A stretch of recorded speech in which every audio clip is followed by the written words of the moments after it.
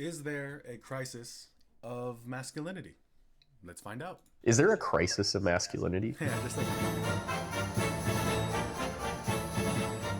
You see this a lot with now,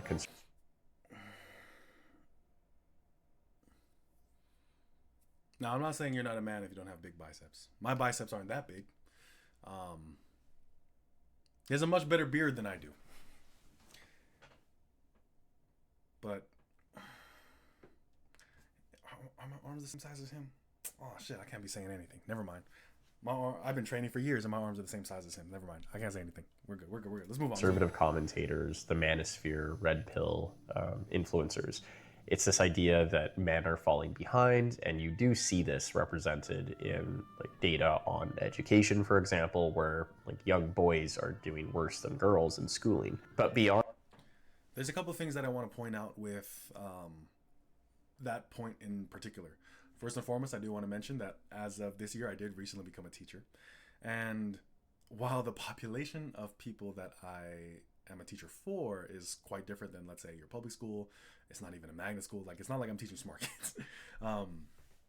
But the biggest issue, and an issue that we have to take into consideration is, did the institutions that are meant to give people a equal opportunity to outcomes generated from an education change to favor a specific group?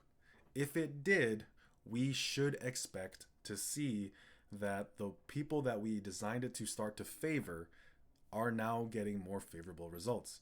If let's say in the past we became aware that young men generally learn better when they have a variety of different things kind of going with them, like kind of like an apprentice style model of things. You have a mentor, you follow him around, you do things with your hands, and you kind of go about things that way. You spend different times building up different skills, and you do most of this stuff, let's say active, right? Some type of fantasy um, kind of education, I guess. But let's say we were to actually find that that style of education does indeed work better for males, and then we structured an education system that emulated that. We would expect males to succeed higher on average. Now, you know, the I'm not an expert on like how the education system is modeled. I've heard that it's like very much like meant to be more like an assembly line. It's meant to be more like a just make you a better worker essentially, or make you a better mindless drone if you believe that we built our education off like a outdated military system.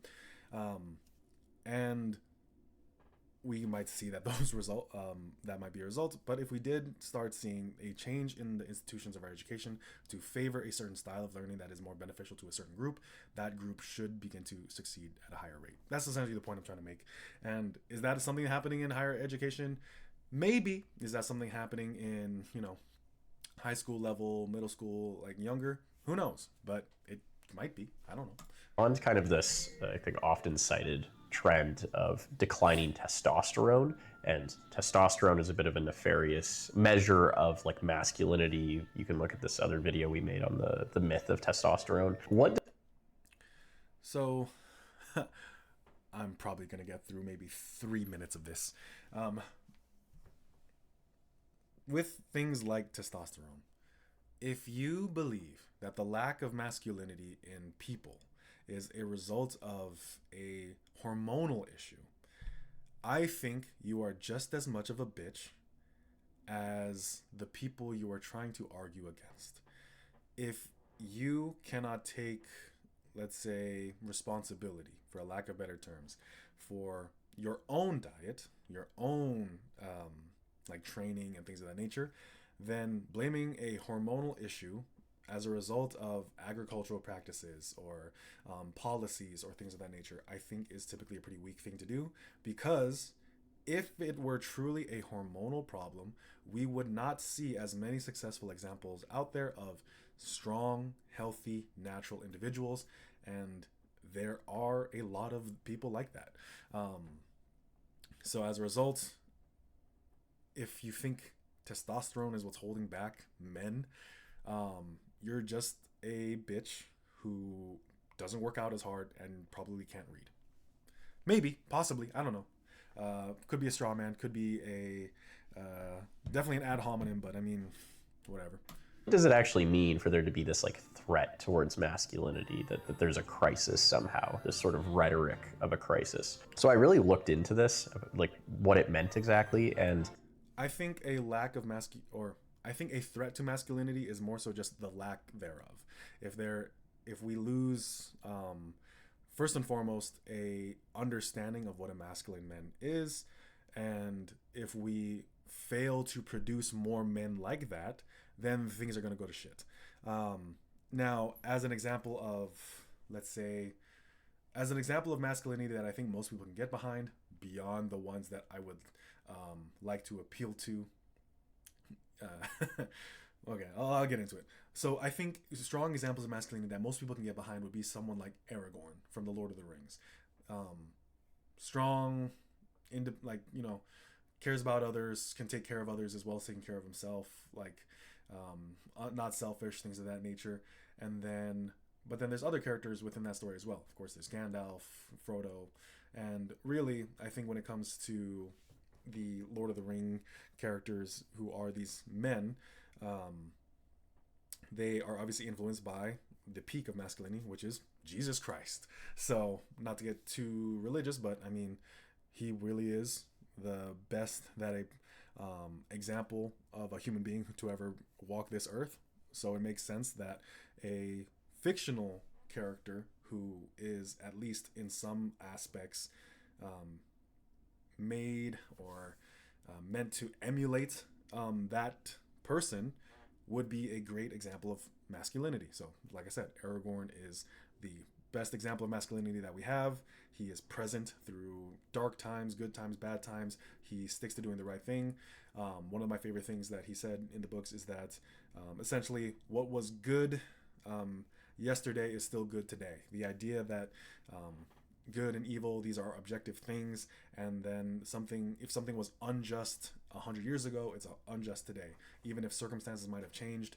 Like, the principle still remains the same, and I think a lot of people are losing that nowadays. It's kind of very subjective, relative. You don't have enough information. If you just knew this fact, suddenly it becomes okay that this evil act has now occurred. And I think because people have essentially let go of any attachment to objective principles that inconvenience them, they essentially stand for nothing, fall for anything, and then as a result, how masculine can a person or a man be if he can't even stick to the principles he claims to stand by, right? So I think that's the big issue. If masculinity is, there's a masculinity crisis if we cannot if we cannot remember what masculinity is, or let's say, for, or not necessarily remember, but maybe keep a clear definition of what it is, and if we fail to produce more of it. So I think that would constitute an actual crisis. Not sure what overall, women overrepresent like mood disorders like anxiety and depression and a lot of other psychiatric illnesses. So in terms of mental health, there isn't one gender that's really struggling more than the other. It's a bit gender specific. Men specifically struggle more with substance use disorder, with suicidality, and then also men seem to really struggle with access to mental health services. Specifically, they So here's my thought process on that. Like, so it mentioned like anxiety, depression, whereas men typically struggle with like substance abuse and things of that nature. Um, my stance on that is that we typically see the coping mechanisms more closely aligned to the symptoms of what they're going through in women than we do with men. Anxiety, depression, it might present itself more into these antisocial behaviors in men than it does in women. Whereas women, it kind of just will, the symptom itself, or the coping mechanism itself, or the actions that come about as a result of being anxious and depression are essentially, they act more fearful. They have more like fear about the future. They worry a lot more when it comes to anxiety. They overthink things quite a bit, and when they're depressed, yeah, they're sad. They don't involve themselves as much. And when it comes to men, like I said, like their symptoms are very much in line with the mental issue that they're facing. Whereas in men, if you have a guy who's depressed, he might engage in more self-destructive behaviors, and how the depression shows itself is quite different. When it comes to anxiety, things of that nature, it might come about in ways that we don't necessarily expect, which is like how they act, what they value. Those things can change as a result of their anxiety, which they are unwilling to face, and as a result, cover up with other actions. That's my thought on the matter. It's something that I've personally observed in my role and just generally in places that I've been in, where a person who has been depressed as a guy is very different than people who have struggled with depression who I've known who are women. So that could be it. They struggle with help-seeking behavior. You look at some studies on men that took their own lives, and the kind of predictors all involve emotional stoicism, so an inability to open up, a lack of social support, so they don't really have support networks, and also they did not find, when they had...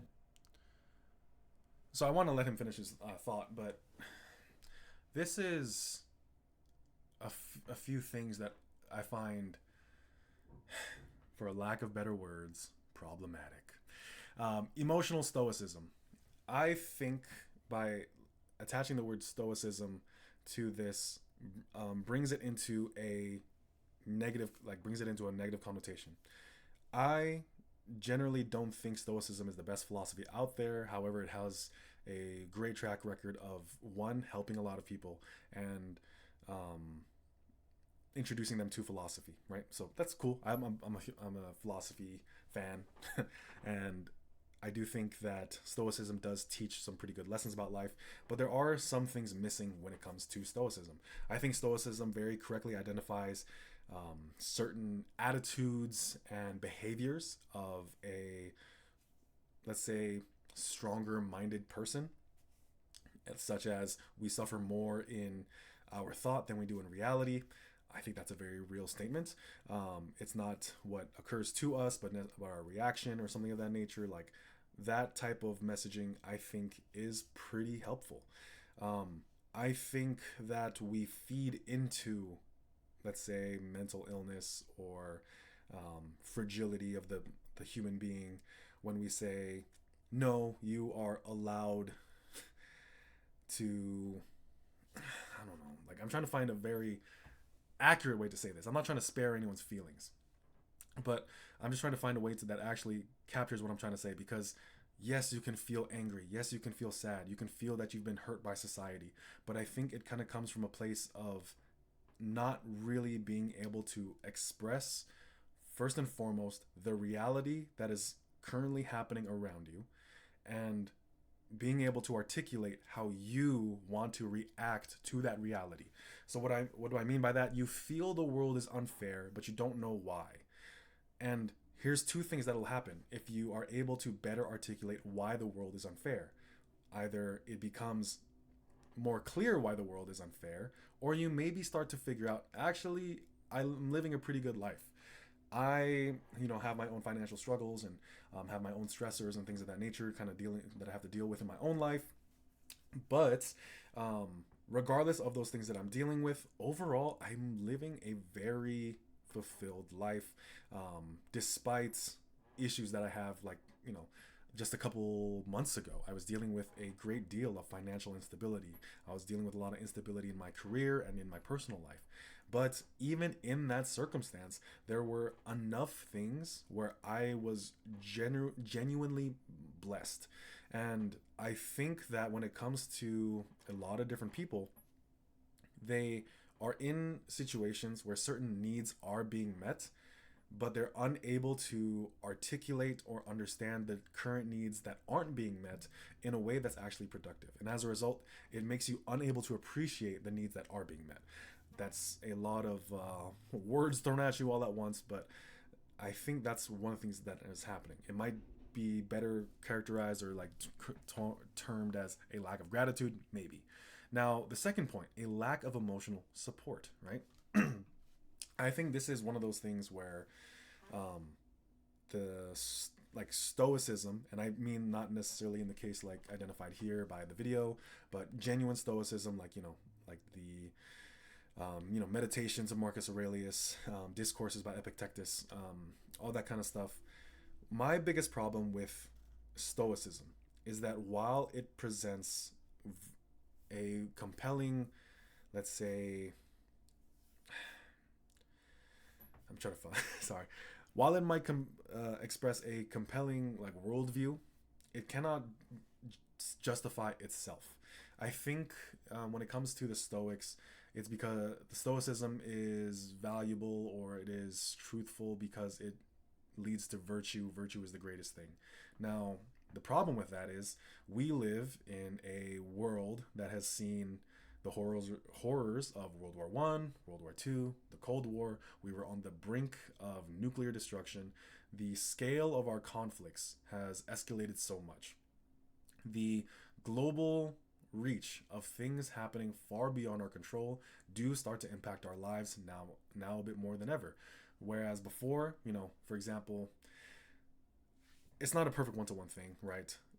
A war is going on in a foreign country. Yeah, day to day, it really doesn't affect me all that much, but it kind of does when gas prices are now higher because of something like that, right? Or there's a conflict going on in this country. I don't think it's really affecting me, but maybe it's affecting me indirectly through other ways. And when you see a world like that, it becomes easy to think the more things you become aware of, the harder it is to become stoic.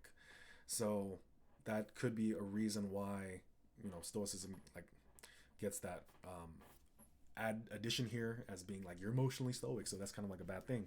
But the biggest issue with stoicism, it doesn't address deeper questions of why should we be virtuous in a world that seems to be indifferent to virtue? Why should we act stoically if you are equally rewarded for not being stoic as you are for being like emotionally immature? We see this with certain social cases where someone can get millions of dollars of support for doing a heinous act. That's something that can happen where people who have these horrible opinions of other human beings and dehumanize them get social like they get social status or they get money as a result of their like streaming of their views and things of that nature. So it makes very little sense to be just virtuous. Like, okay, be virtuous for the sake of virtue. Why does that matter if at the end of the day we're just going to be like returned to dust and like there's no afterlife, there's nothing like else going on, right? We just kind of came to exist into the world. I think when it comes to the lack of emotional support, it's not simply just emotional support, it becomes the basis of our life. So that's why I can't avoid that a religious influence has been so helpful to me. As a religious person, I'm Catholic. We believe that every single person has dignity because they are made in the human. Every human is made in the image and likeness of God.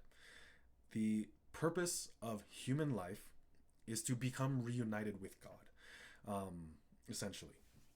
Now, like your time on Earth isn't necessarily like a test, right? It's not like, okay, God put you on Earth and now you have to behave, or else He's not going to give you a theme park and when you go to heaven. Like that's not really it. It's we are given the opportunity to experience the greatest creation. We are able to participate in God's creation, and we are able to coincide our free will with His will. And when you live a life devoid of that, where you are just a speck of dust in a different universe, there's no incentive to behave. There's no incentive to aim for anything higher. There's no incentive to do really anything. And I think that's the biggest problem we face now, especially in men. Now, do you need a religious perspective to view these things? No. For some people, even if we do exist in a cold and different universe, it's enough to be like, well, virtue is virtue, virtue is good, I'm gonna do what's good. Some people can rationalize their life that way, but for those who can't, they do need to like search for that deeper meaning. But for the ones who can't like get to that even basic point of the purpose of life is to be virtuous is a good thing, so I'm going to do that thing. And if they can't get there because they see everything around them doesn't align with that, then when you go into therapy, where it's just like, you should get involved in a hobby. You should get involved with this group. You should donate to these people. You should donate your time. You should volunteer your time. And you do all these things that therapy typically wants you to do, which is, talk about your feelings more, expand your horizons about the things that you want to do, be more grateful about certain things.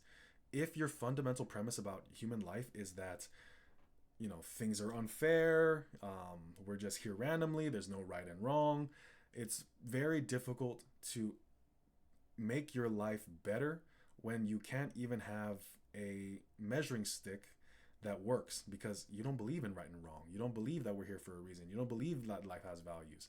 Now, I might be importing things into this because for someone going through this, maybe they do believe that life has value, but sometimes I think that they're not taking that truly seriously, because if you truly believe that life has value, you have to ask, what is that value? Where does that value come from? Like, why does that value exist? Why is it important for these things to happen? That's why I think an assessment of your values is far more important than an assessment of your life circumstances, your trauma, the events of your life up to this point. Because anything that has happened to you, if you don't have a framework by which you can view it, you are more likely to just say, you know what, this is a stupid game, I'm not going to play it, and I'm going to take my exit way out. So that's why I think the suicide rates in men are so high. They don't have a value system that allows it to make sense for them to make things better, because if right and wrong don't exist, good and bad don't exist, better is just a matter of preference. It's better for the person who has an interest in you becoming treated or cured. And if the person who is going through that treatment doesn't genuinely believe in that, then there is nothing that will override their urge to just self-terminate. So kind of sad to say, but that's where I think a lot of this type of stuff goes wrong. And I haven't seen a lot of like stuff from this channel. I definitely need to like actually like finish the video and give it a chance, but that's just kind of like my thoughts on the matter. Being emotionally stoic is not necessarily a bad skill, so long as you have the fundamental belief that there is value in maintaining those things. A lack of emotional support, I think, comes in a variety of different ways, but it still requires a baseline amount of values in which you are able to orient your life and be able to perceive your life through. And then unsuccessful therapy attempts are unsuccessful because they operate on premises that the person might not have even agreed to yet. So I think I spent a long time going with that, so let's just keep going. The service, they actually went and got therapy, for example. They didn't find it to be very useful or effective or really validated their experience. These are kind of examples. Validating your experience. I'm pausing this thing too much. But here's the thing with validating your experience. I'm a bit older now. I've went through phases of being incredibly suicidal. I could not figure out many reasons why I should keep going, essentially. And it's very, I think, and here's the issue, right?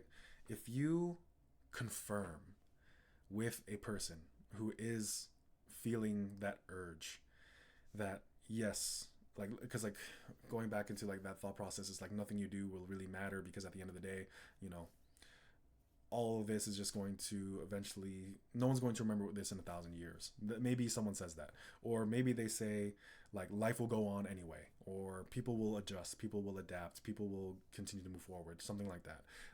Or maybe they'll rationalize it and say like I'm just a burden anyway, or there's many ways that a person can rationalize this. And if at any point in that you say, yes, that might be true, where is the incentive to actually get better? So typically when it comes to these issues around like whether or not life is worth living, I do think it's an important question to ask. Why is there life on Earth? Why do you think there's life on Earth? Like, was it just a cosmic accident where it was just, particles floating around in such a way, and then eventually just kind of like popped, exploded into one big thing that became everything, and then we're just here randomly, arbitrarily, with no purpose, and it's just all a funny joke, haha. Like, if that's what you think, then what incentive is there to actually get better? Now, on the flip side, if you think that there is a power, right? A higher power. And for some people, it might be in the Christian ethic or the, Christian faith or something of that nature. But for others, it's not. There are many cultures and civilizations who find life valuable despite not being a like monotheistic religion, right? Abrahamic faith, right?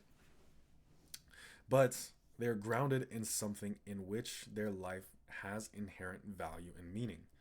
And if we cannot get people out of nihilism of any kind, there is no way for them to, there's no way to deny that, yeah, self-termination is not a viable option. And if you just say, yeah, if you were to go through these events in your life, if you were to, feel about these things and you feeling that way, like no one can change how you feel, no one can tell you how you should feel. I think that's one of the greatest lies that we've ever been told. We need to be able to tell people that, yes, your life is unfortunate, but you can't just give up. And then we need to give them compelling reasons as to why.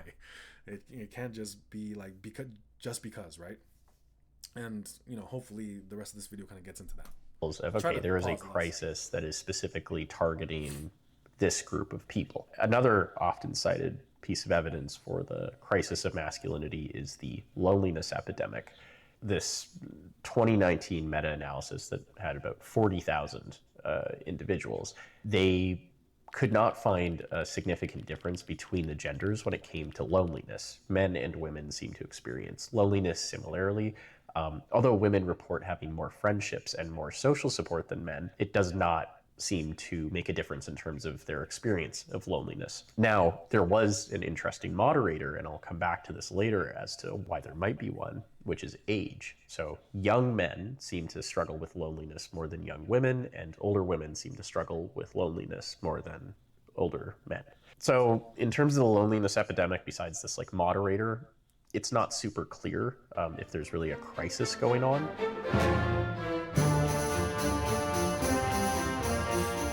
The other thing I wanted to like look at was, is this like the first time there's ever been this idea of a crisis of masculinity? And you actually definitely not. It is the, I'm trying to find a more modern word for the word folly. It is the folly of every generation to think that what they're going through is unique to them. Now I get it. There's nothing new under the sun. History might not repeat itself, but it rhymes. All these like, platitudes and all that kind of stuff, right? But generally speaking, like, no. These are problems that will repeat themselves because humans are, one, we're flawed. Like, we're incredibly flawed. We have rationality, but we also have two competing things within our bodies, like our rational minds, but then also like our instincts, and these things kind of go against each other at times, right? So as a result, different values, different thought processes emerge. These conflict with what might be good for an individual versus what may be good for society, and then solutions we present create their own problems that we may or may not have expected, and those things are things that we then have to deal with. So definitely not the first time that we're dealing with something like this. When it comes to the whole loneliness point, I think a greater issue when it comes to this loneliness epidemic is not necessarily that people have no, like, the accessibility portion is not there. It is very easy to get in contact with people from all over the world. Like, you can get in contact with so much more people than you could previously, because before you had to actually like be there physically, or you had to like have some type of physical means to get in contact with them. But now you can just meet a random person on like online and stuff of that nature. So it's not accessibility is the issue. I think what has really happened, and this is just my thought process, is that we exist now in a world in which individual, or in which like your unique culture matters a lot less, because you might just be raised by the internet. And if you're raised by the internet, you don't have a unique culture. You like pick and choose and bite off of whatever your algorithm has fed you up to that point. And obviously your algorithm is somewhat related to things that you have an interest in and things of that nature, but also things that you like, so music you like, and the associated like things around with that. But I do think that's one of the causes. You don't feel connected with the world in your immediate vicinity. And as a result, you disconnect and you have to go into a space that is separate from yourself and further away, and then try to create a sense of belonging there. And when you come back into the real world, you feel out of place again. So, like, you're in a space that isn't real and you wish it was real, but then you're not really connected to in the ways that are meaningful. And then when you disconnect from that and enter the real world, you enter into a world that you don't have any skill being in. You're maybe not properly socialized, or you're not able to properly articulate how you feel or what you believe. And then as a result, when you're communicating with other people, it might seem daunting, it might seem weird, it might seem awkward, it might seem counterproductive, and then your overall experience is bad. And as a result, you feel lonely. I think that's kind of what's happening. So when you don't have a shared culture with things in front of you, tangibly in front of you, that you can be a part of realistically, I think that's one of the sources of that loneliness, because accessibility is clearly not the issue when you're able to just go on your phone and DM whoever you want around the world, and as long as you guys speak the same language, you can have a meaningful conversation. So it's not accessibility that's the problem. But let's see what See in ancient Rome, for example, competing notions of masculinity, like the Athenian model versus the Spartan model, and this idea that soft times will create soft men, and that you need to have like a powerful warrior class, and dominance was important, and society is kind of weakening masculinity. And then you see during the Victorian era as well, with the rise of industrialization, that the notion of masculinity involving this kind of brute hard work, the working class, and they were transitioning to more kind of white collar office jobs. They were also very scared of masculinity being threatened by the advent of technology. Post Maoist China, there's a lot of scholarship on kind of Chinese notions of masculinity and how society really needs to adapt to kind of maintaining what we would call like hegemonic masculinity. You see this also with the Iron John movement as a response to feminism. You see this in not kind of familiar with appeals that. to Don't know what that means. individualism and nonconformity with like figures like James Dean in post World War II America. So there's a I think nonconformity is pretty shite. Let's look at something like the Ride of the Rohirrim. Someone in that, like, however many riders of the Rohirrim decided to turn around and say, "You all are dumbasses because you're all riding into your death. I'm smart. I'm gonna go." A lot of people might agree with that because they're just like, "Yeah, this is not worth dying for." Now, when you have a practice that continuously practice that type of behavior, eventually you're going to come to a point where, yeah, shit has hit the fan. You need to defend yourself, and all the ones who were there to do it are gone, are old, or are weak. And all the ones who are more able-bodied to do so, they don't have that same sense of like principle or to do it. And that's one of those things that I was mentioning earlier. If you don't properly understand what it means to be part of a society, part of a culture, part of what it means to be masculine, and then you fail to create that more over time, eventually as things change and as things become more difficult, you won't have a population, not necessarily a class, but just a population who believes in certain values enough to defend them. And if any value that you have is immediately foregone once it's inconvenient, it's one, it's not really much of a value anyway. Two, if it is a value, it's immediately lost because you are not defending it. If this is something that commonly happens with people who do have a, like, let's say, a belief in moral subjectivism or moral relativism, where things are right or wrong depending on the consensus of a large enough population. The issue with that is if you were to take the antebellum South, peak slavery in the United States, if you have a more moral realist perspective, you can say what they were doing was wrong, even if 99% of the people in the antebellum South said that slavery was justified for whatever reason. Morality, or having a moral realist perspective, would allow you to say no, even though 99% of them said that it was acceptable, it's actually wrong. Whereas if you have the more moral relativism view, you can't. It's just, well, that's what they thought was right for the time, and we can't judge them because we have our own like modern standards. Which, my big issue with that is, don't complain when the new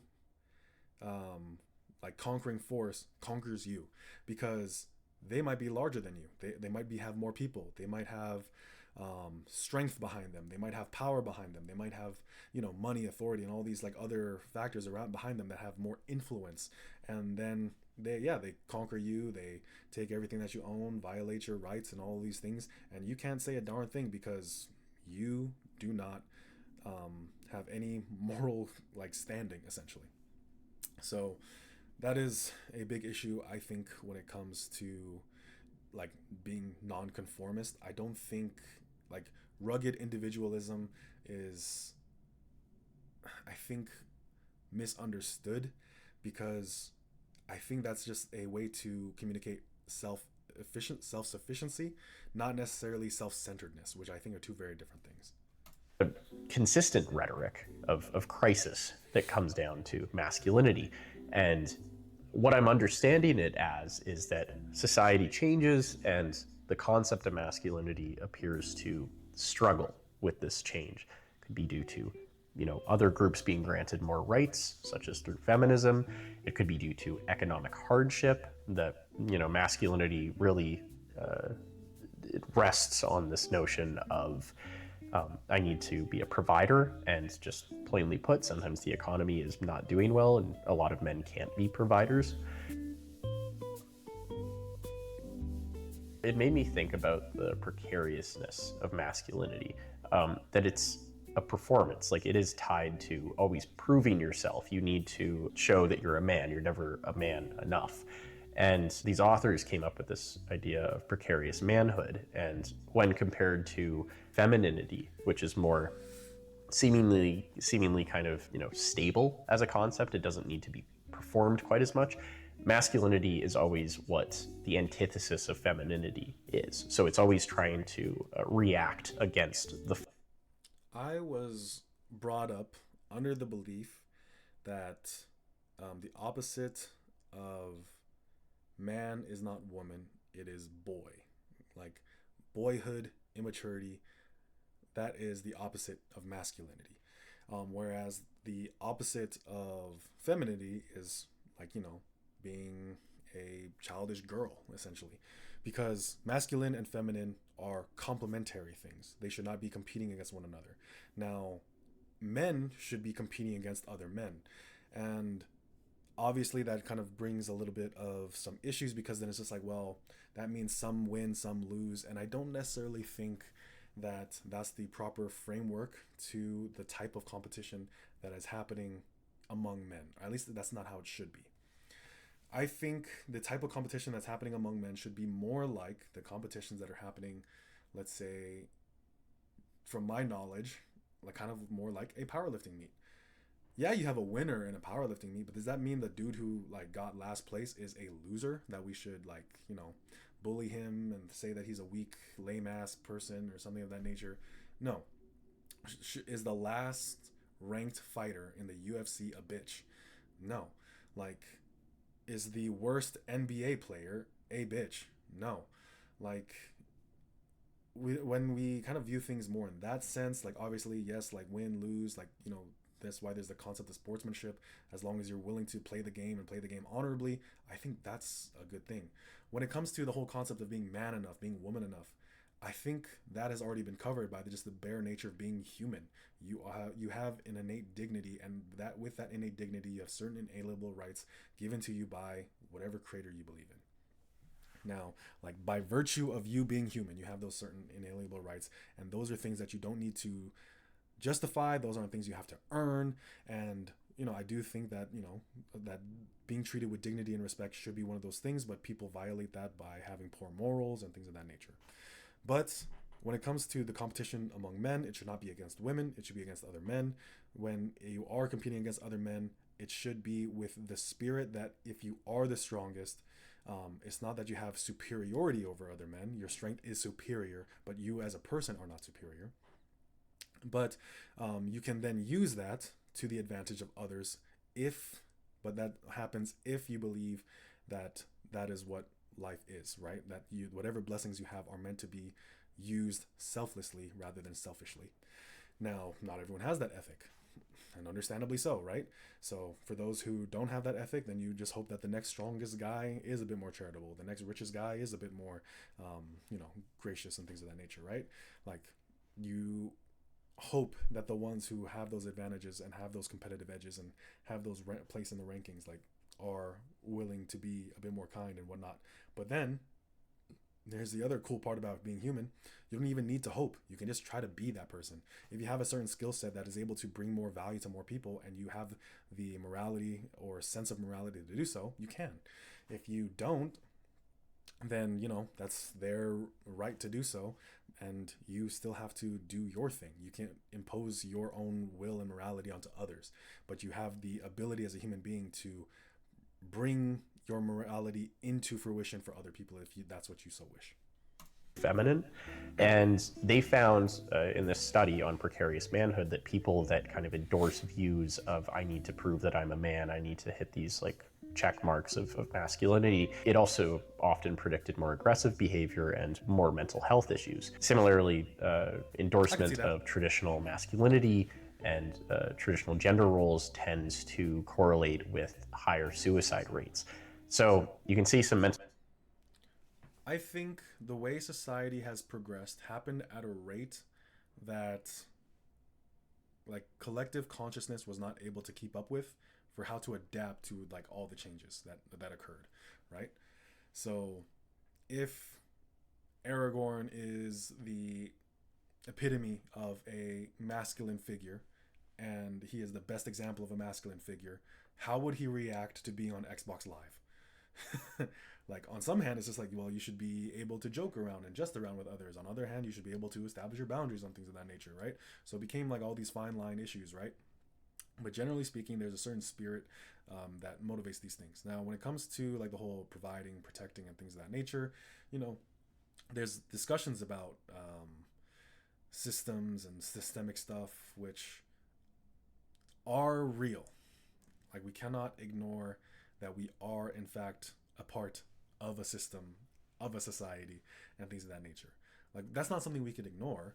But that being said, we can't just lay all of our problems there, right? Whatever is within our means to handle, we should handle. And I do think that's where, like, a little bit of stoicism comes into play, but it becomes necessary to understand, like, where your essentially where your jurisdiction ends. Like, for whatever you are responsible in your life, like, be responsible with those things, and then whatever else happens, just let that be the case. Now, injustices do occur, systemic injustices do occur, but how you react to those things should be handled at the smallest level first. So with those traditional gender norms, you don't approach the issues of traditional gender norms by calling women sluts. You can't control what other women do. If I'm in the very lucky position to have been with a very good woman for a very long time, but for those who aren't in that situation, like, you hating women is not going to benefit you in any meaningful way, and it's not going to change women either. Like, you have to carry on a legacy of manhood and masculinity for your own benefit, not for just the promises of a mate, right? And I think when it comes to, like, the whole, issues about loneliness and aggression and things of that nature, that's all flimsy. Like, anything that becomes a proxy for masculinity makes a shame of both that thing that it is makes a shame both of masculinity and the thing that it is trying to replace masculinity with.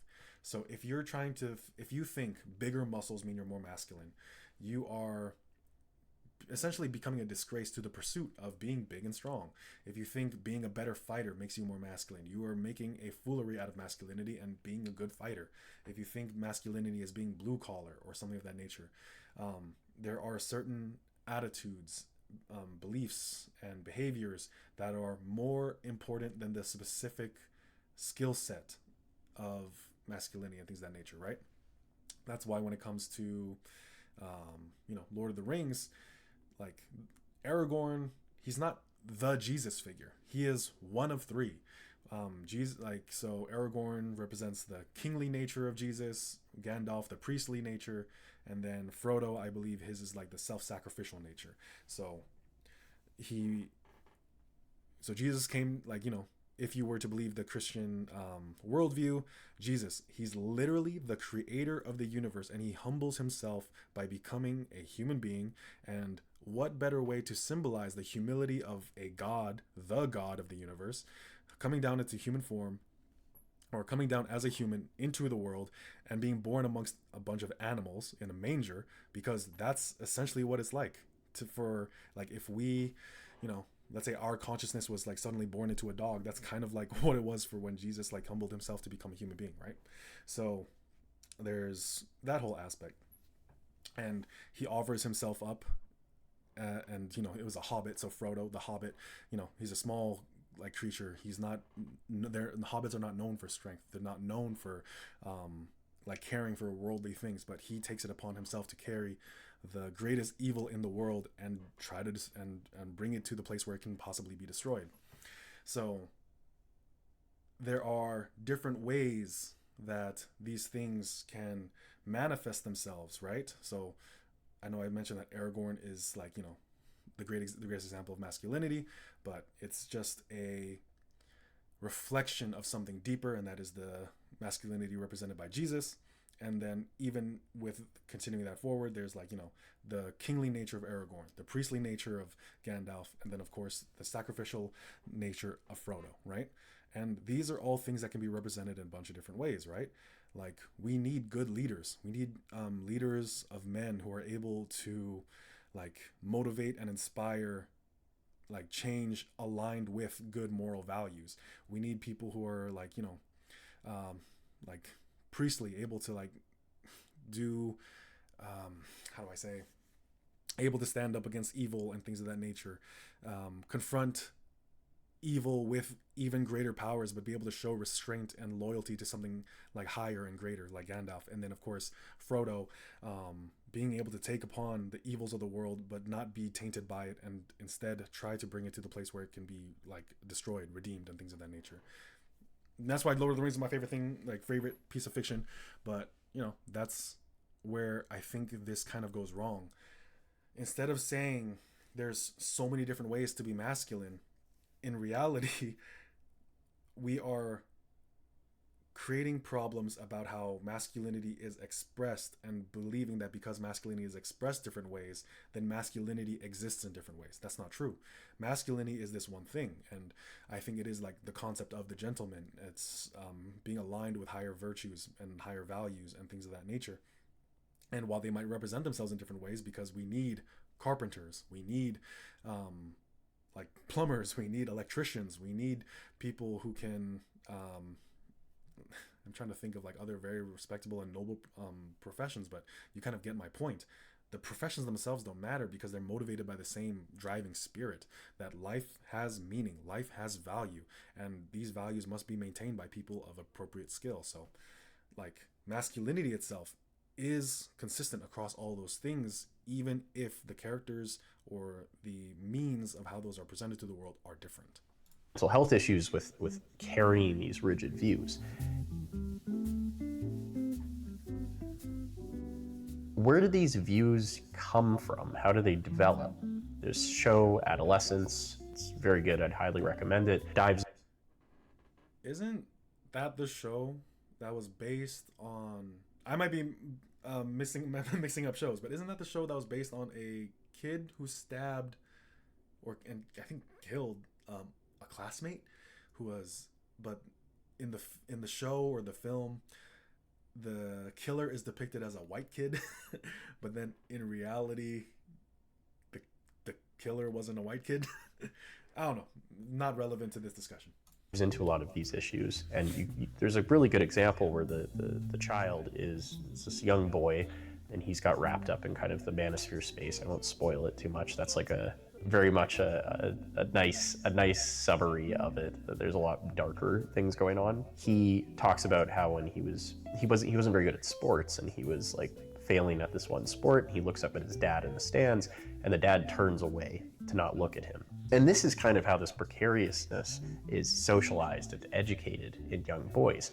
And how do we know that it's not just innate? So Niobe Way is this developmental psychologist at NYU. She spent a lot of time interviewing young boys, kids in early adolescence, to get the sense of what do they think of friendships? What do they think of emotional vulnerability?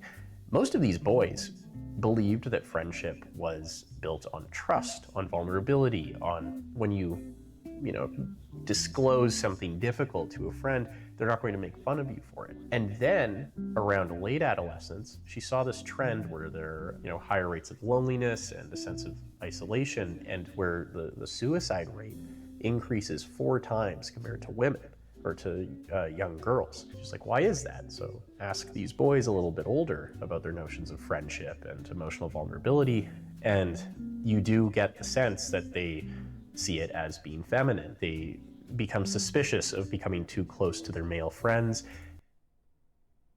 I think everything that was just mentioned is just a way to demonstrate the importance of good fathers.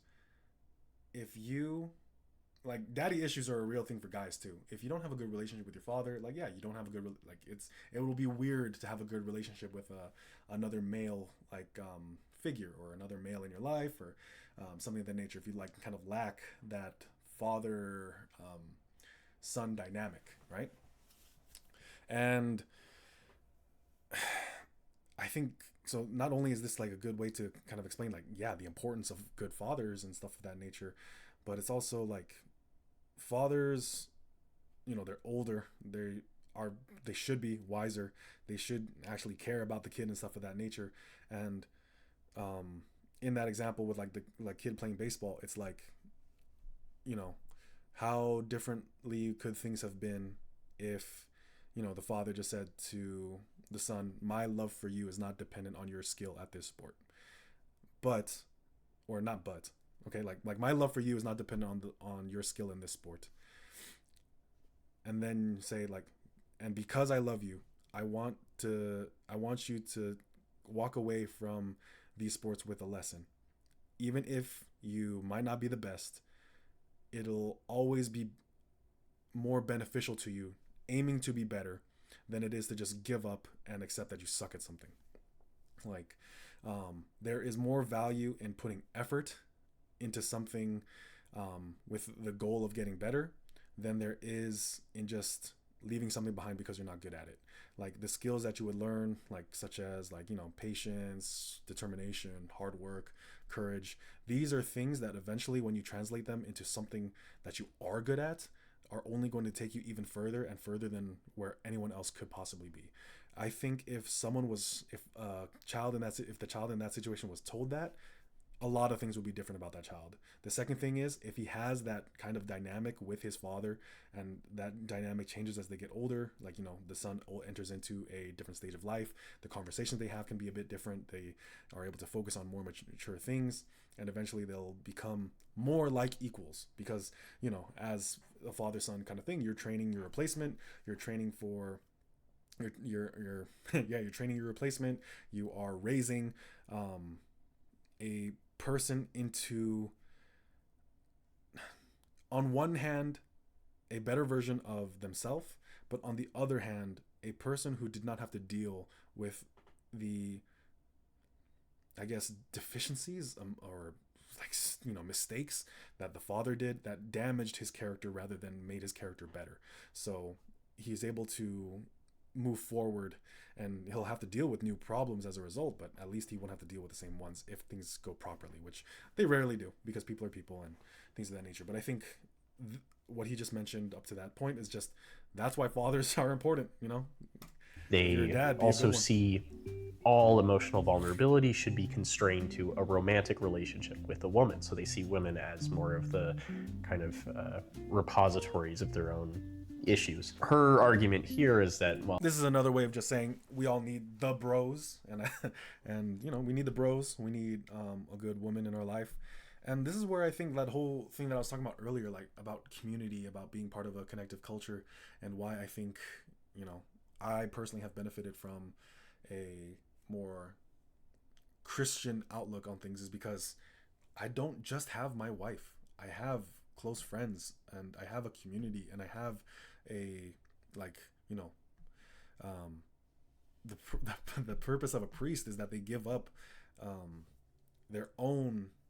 They generally give up their own interests of becoming a father to become a father for a whole parish, and they fulfill that role selflessly, and it's a huge task because it's not like they're getting paid to do it. Like, they don't get a salary. Like, they get a stipend that covers very basic needs, but it's not supposed to like give them like a livable wage in a sense, and like the money that they collect during mass is not meant for their wages or something of that nature, right? But at least that's how I understand it. And but I have those relationships that exist outside of just my wife. My wife is allowed to just be my wife. She doesn't also have to be my best friend. She, well, even though like, or like, she doesn't have to also be my best bro. She doesn't also have to be like my mom. She doesn't also have to be my dad. She doesn't also have to be my priest. She also doesn't have to be all those things. Like, she only has to fulfill the role of my wife, who is like my teammate, my significant other. Like, she's able to just be that one thing. She doesn't have to be like more than that. And as a result, if you feel that your wife is failing, maybe you're putting like too much on her that's not meant to be hers anyway. So that's just some, like, my thoughts on that. you know, with puberty, you have like the social and cultural pressures and expectations of being a man. So that is where they are really being educated at this point. And that's not necessarily a bad thing because you don't want to raise rapists. Like, am I being, I might be exaggerating too much with that, but I mean, yeah, you're now going through puberty. You now have these urges. These urges are not the devil, and but you do need to control them. Like, that's, I don't think that's necessarily a bad thing to say. And if you can't control them, yeah, you're not a man. You're just a boy. You're an immature kid. And it carries through throughout the rest of their lives. And then you see a lot of these young boys end up in the manosphere. And I think this is maybe where there is a legitimate crisis. I think the manosphere is just another example of fatherless behavior. You are outsourcing your need for a father figure to men like whoever exists in the manosphere. Masculinity.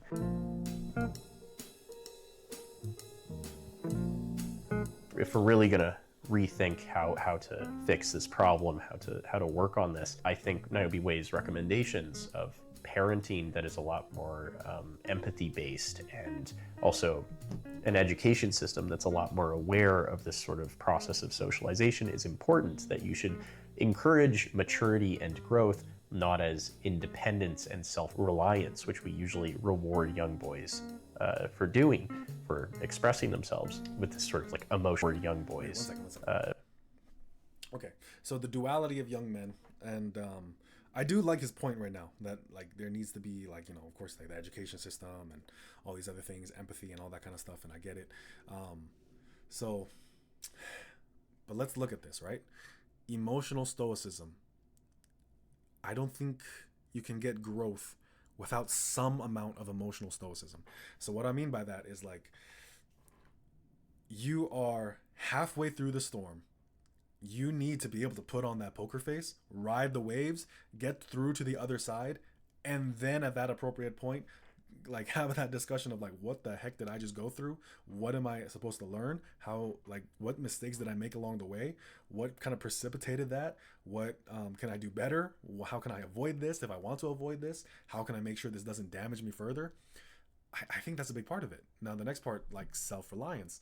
I don't think, like, So like, I'm trying to understand, like, what do they mean by vulnerability? Like here, like, does it just mean like being able to disclose your emotions and stuff like that? Because I'm going to be honest, as a teacher, I listen to the emotions of my students all the time. I ask them, tell me how you're feeling. Why do you feel like this? I ask them like usually at least three levels deep of like why, what, how, like, and like try to get them to articulate these things as best as they can, and then I eventually get them to ask, like, try to get them to answer questions like, is this a reasonable response?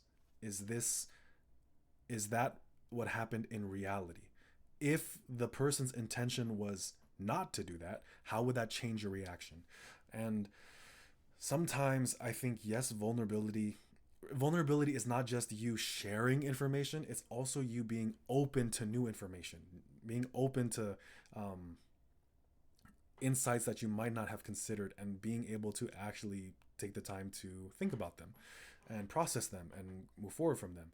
And then, of course, if be a man is this really vague thing, of course, it's not going like, if being a man is just like, be a man, like I'm sorry for all like the Christian, well, not really sorry, but going back off of like more Christian like language, if someone were to just say, just read your Bible, just read your Bible, like all you need to do to be a good Christian is read your Bible, like that, everything's there. Like there's even like a verse in the Bible that says, I do not understand what I'm reading, and that is, and I can't remember it off the top of my head right now because I'm a Catholic. That's a joke, but I can't remember exactly what that verse was, but it was, that's the problem with like when you just rely on your own interpretation of reality, when you rely on your own interpretation of the world, when you assume that other people are going to come to the same revelation as you, when you assume they're going to come to the same conclusions, when you tell them, yeah, just do this, like be a man, like it helps no one. Yeah, these things like synthesize over time because we are learning how to be human essentially, and then now we have to learn another thing alongside that, like being a man too. Like there's a lot with this, and that's where good fatherhood, good community, like taking a village, and the village is lost, and the village needs to have women in it, it needs to have men in it, it needs to have like a lot of different things. But anyway, For doing, for expressing themselves with this sort of like emotional stoicism. Instead, it should be about kind of mutual growth, support, vulnerability, being able to open up. This encourage maturity and growth over self-reliance and emotional stoicism. I can't think, like it doesn't make sense to me that these are mutually exclusive. Like you can't have, like, it seems like a weird thing to choose one over the other. Would you rather be mature or would you rather be self-reliant? It seems like those things should not be put against each other. Would you rather be more mature than you are self-reliant? I like because like now, like, because it's saying like over, right? So like let's say it's like comparative thing. Would you rather be more mature or more self-reliant? Would you rather value growth, or would you rather value emotional stoicism? It's a synthesis of these things. So it just seems weird that, to my mind, and I hope that maybe in the rest of the video, if I stop cutting them off, and hopefully you in the comments can like illuminate me on this matter, but it just seems like a weird thing to have them at odds. be about kind of mutual If I'm growth, understanding support, correctly, vulnerability, being able to open up. This isn't to say that you have to like feminize men, although some people will take it as that. What it means is that I don't think that's a matter of like femininity. Like being vulnerable is not femininity. Like every human being is vulnerable. Like that's not a uniquely feminine thing.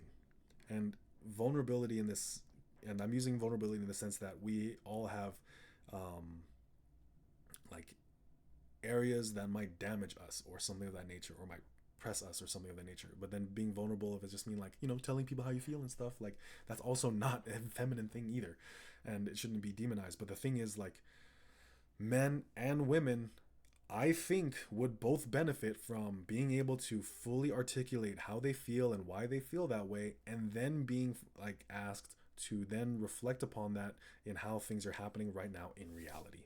because I think we've lost that ability, and that is going to create more problems, whether you're a male, a female, or whatever, right? Like, as every study since the beginning of time suggests, I don't really friendship put and stock in the social studies support is really because I'm important. a And if you're unga bunga bro. training these kids to basically be unable to open up and unable to carry friendships that actually are meaningful and rich, you're dooming them to a life of kind of quiet desperation and a lot of struggles that become internalized, and they can be externalized into anger. These kids to basically be unable to open up and unable to carry friendships that actually are meaningful. So a friendship is more meaningful if you are more able to open up. I'm going to be honest with you. Some of my best friendships are not like that. Like, we talk about sports, we talk about things we like, and very rare, and like, they'll go through some tough times, and like they'll express some things with me like every now and then, but for the most part it's just like, well, after they express it, it's like, all right, well, same time next week. And then, or like they'll go through something traumatizing, and it's like, yeah, but that was on me. Same time next week. It's like I think that's powerful too, but I mean, um there are some where that trauma bonding doesn't necessarily happen, but we're still like the best of friends. And that doesn't mean I devalue our relationship any less because we don't have those types of conversation. And then this is just another like nitpick point. Why is the dude on the sports thing angry? Like, I feel like that's kind of unnecessary. Nitpicking, being sensitive, being a snowflake. But it's just, it seems like a choice, right? Like, why is the emotion depicted by what is obviously someone raging on the internet the same thing that's happening in sports?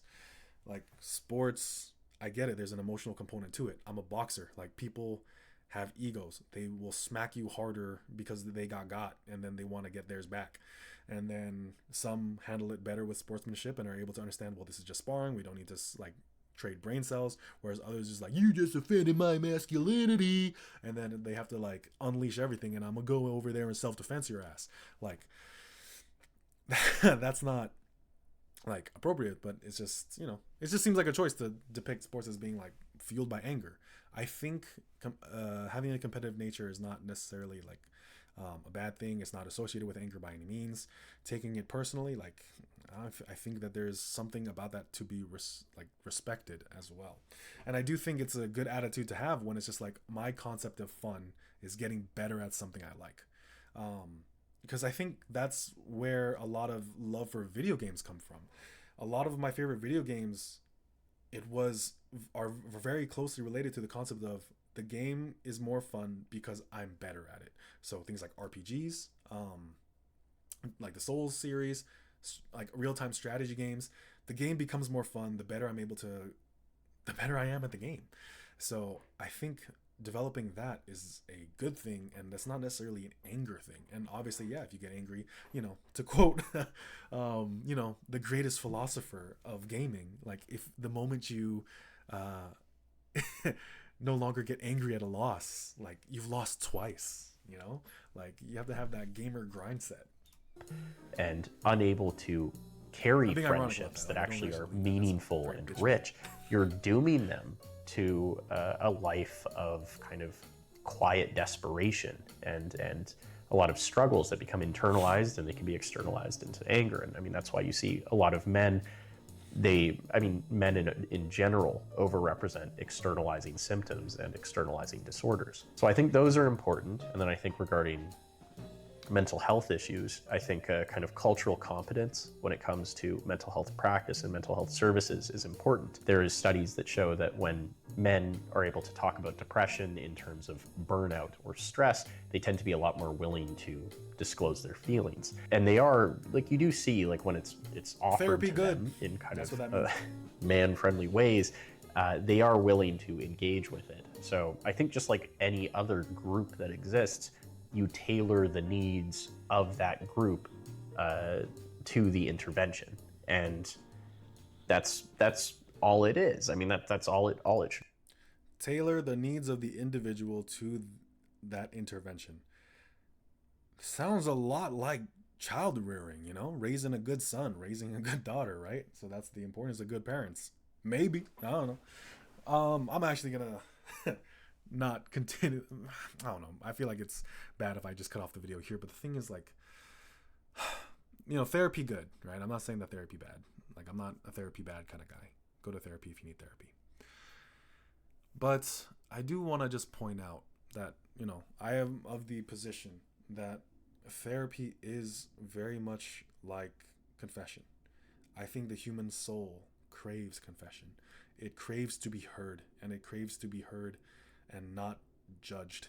Um, it craves to be guided, and that's what happens in confession. You do, and you have this examination of your conscience, everything that went wrong, that you've done wrong, everything that you failed to do. It comes to mind. All these things that you've, like, you know, like uh, like missed the mark by. You bring that to the priest and you tell them everything, and they remind you that one, you are a dignified, loved child of God, that you are made in His image, that He is slow to anger, He has infinite forgiveness for the one who is willing to repent, right? And repent just means, like, you know, one, be sorry, and then like try to change your behavior, and then, like, you know, persevere in that attitude. Like, you know, you're never going to be perfect. You're always going to have something to repent for, but it's a matter of, like, are you willing to persevere through the near endless amount of personal failures that you'll go through in life, but still come out of all of them trying to be a little bit better, being able to give yourself that grace, being able to open yourself up to that forgiveness and try to move things forward and be better anyway. I think that's what it motivates confession just as much as it motivates therapy. You are speaking about your problems in hopes that you can forgive yourself and move on and try to make things better. I don't see a practical difference between the two, except that one is sacramental and it's coming from a source that most people cannot understand, and whereas the other, it's coming from yourself, which you know, it's kind of difficult when you deal with yourself on a daily basis. And if you fundamentally have this strong dislike for yourself or the circumstances of your life, how easy is it going to be to forgive yourself and give yourself that opportunity to move forward? And I think that's a big issue here. Really I'll take. continue the video just because I think we're so close, and I don't want to mischaracterize a lot of the things he says in his actual. It's a kind of collective effort. But Yep, in short, I really see the crisis of masculinity, you know, if there is one, it's not about, you know, society should change its ways and, you know, kind of go back to this sort of traditional notion of what it means to be a man. I think that if you have a concept or an idea that is continually having a crisis, maybe it's time to rethink that idea. Okay. There's so much there, well, there's not so much, but there's enough there where I think there's an issue, right? Society doesn't need to go back. We can't go back. That's the biggest problem. We cannot go back. Like, things are different now, but what was right then is right now. If you don't believe that, then what is the measuring stick for improvement? And then the next part is, anytime he sees a crisis of masculinity, if there is one, I think, I'm not really familiar with a lot of the terms that exist on the internet, but isn't that an example of like what's called fence sitting, when you don't have like an actual position on the thing? Like, this person just made a 11-minute video. Is there a crisis of masculinity? And I think this video didn't really address it. It's like, men are lonely. They are more likely to self-terminate on all these other things, but then it, like, you know, at the end of the video in the conclusion, it's just like the crisis of masculinity, if there is one. So it didn't even have the guts to say no, there isn't, and then present an argument for that. Yes, there is, and present an argument for that. It just says, well, if there is one, like, well, here are some of the issues facing masculinity, but are those really an issue, or is it just, you know, this? And then the next point about, like, if you have something that continuously has a crisis, then we should question that thing. Society has had crises since the very first human relationship. Now, if you want to get like biblical, the like a lot of our human error and human mistake was because of um, a bad relationship between a man and his wife, or the first natural born humans, if you want to go that the more biblical route, Cain and Abel, the direct sons of Adam and Eve. Cain killed Abel. It was two hostile brothers. Well, like one murderous brother against the other one. It was like the story of humans from the very beginning, if you believe in that Christian ethic, is one of a man failing his obligation to love his wife and blaming her, and brothers killing brothers, and then so on and so forth. Now, if you want to go take a more just secular historical view of things, when has there ever been a warless, conflictless society? Does that mean all society should just be constantly questioned, changed, rearranged, and all these kinds of things? I mean, that's kind of what happened, but I mean, like, at any point did we ever say, you know what? Society is a lost cause. Let's just get rid of everyone. And when we finally had the chance to do so, with like all the missile crises of the Cold War, we decided no, because there's something valuable about life. And we debate about that. We talk about that and all these kinds of things. But is there a crisis of masculinity? Yes, there's a crisis of masculinity. There's a crisis of femininity. There's a crisis of adulthood. There's a crisis of childhood. Everything comes with its own crisis, because everything is part of that human experience. Now, that whole thought process of if everything's a crisis, then nothing's a crisis. If that's, I'm trying to word this, but like if that's if everything's a crisis, then there's nothing a crisis, right? That's I think a question of like scale, or of like a certain quality. If everything has this quality, then nothing has this quality. I think that doesn't make any sense. If everyone is a human, no one is human. Like, that doesn't make sense, right? Like, that quality is not. I don't think the quality of crisis is the same as being like good, bad, or something of that nature, right? If something is always in danger or something of like that nature, like there's always this like level of risk. That risk might be high or low, but it's always there. That doesn't necessarily mean that there's nothing going on. So yeah, there is a crisis. Do I have a solution for it? Of course not, because I'm not the savior, right? I'm not a savior. But what I can do is, in my own personal life and my own relationships, I can try to just be a good man, right? And that might not save the economy. That might not, change the culture. But that's not why I'm here. That's not my job to do. And my job, what I've been told to do with my life, is to love others as God has loved us. So that's where I'm going to end the video today. I hope that we can take that attitude and come to a point in our lives, and I pray for everyone to come into a point of their lives where they can see that that's what is most important, being able to give each other that grace, and then give that grace also to ourselves, so that way we can forgive ourselves, forgive others, treat others with love and respect and dignity and all these things. And that's really, I think, the antidote, because that's what was given to us.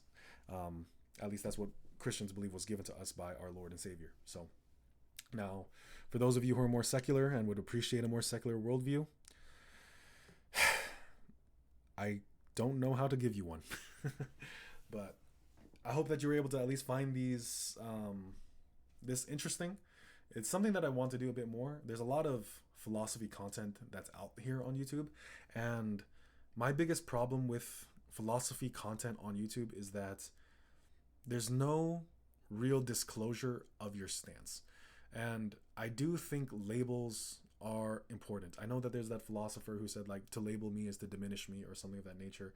And I don't necessarily think that's a bad thing. A label like cuts off a lot of the fat. Like, if you are a man, I now know you're not a woman. If I know you're from America, I now know you're not from Canada. Like, or like if you're from the United States, or so on and so forth. Like, it doesn't diminish your dignity. It doesn't diminish like who you are as a person. There's so much more to you, but at least cuts off like a lot of the things that I don't know about you. I know that you don't want to hurt, like you are a friend or you are a non-hostile entity, and now I no longer have to worry about you, like, you know, like hurting me or something. So I do hope that you found this interesting. It's now very dark in my room and I don't have the brightest of lamps. Like the only thing that's lit up right now is my keyboard. And um I do plan on making more videos like this. I really do wish that philosophy channels on YouTube would kind of disclose, like, would take more time to disclose like their certain stances on things, because me personally, I've alluded to it in this video, I am a moral realist. Morality is real. It is objective. It exists. What is right then is right now, and it is right always, in all places, at all times. I hold to that position and I view life through that lens. No matter how much it inconveniences me, no matter how much it will pain me, like, if it is wrong, if it is deceitful, and if it is evil, then I would rather die than preserve my life for those things. And as a result, I must live in such a way that actively opposes those things. And sometimes that might just mean not partaking. Sometimes it means an actual intervention, or sometimes it just means sharing my thoughts. And for those of you who are undecided on those matters, trying to convince you that there is value to life. So that's it for this video. Thank you so much. And if that was interesting, have a good one.